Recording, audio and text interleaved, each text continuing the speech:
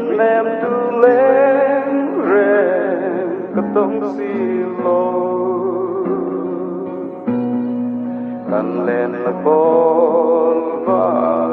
len cham kara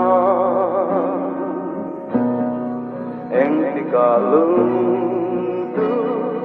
tong le am mo ma sui lung rua len hun tri sama kan in trên rây te mai đón ra in sui lung dong mo le nang lo tin lai nem tu an on lo tin kim đón ra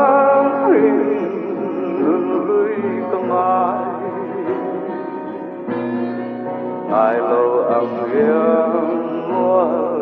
ẩn điếm dâu ta anh đi cả đà răng đông lệ âm riêng mua chú kim đà răng cần lên run lên qua rây tên cầm ha đón cha em suy lung giống mồ lệ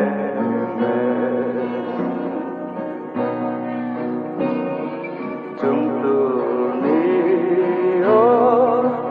liêm dần tay xiang an lối say lên sông tê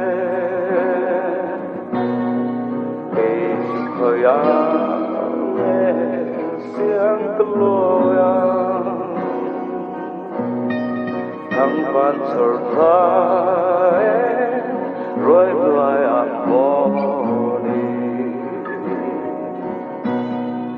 mà lần húi cần vắng ai ôm về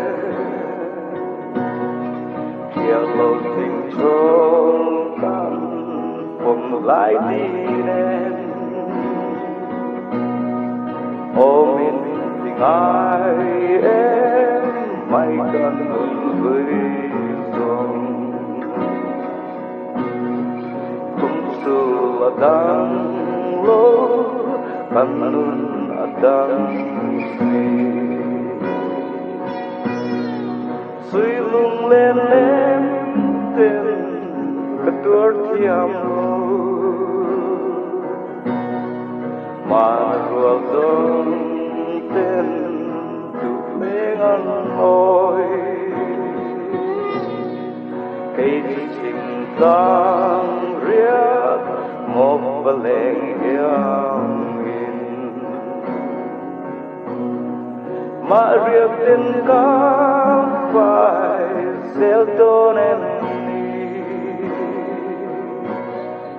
qua rây cùng xuân về mà tên cầm hoa đón ra nghìn suy lung giống mồ lệ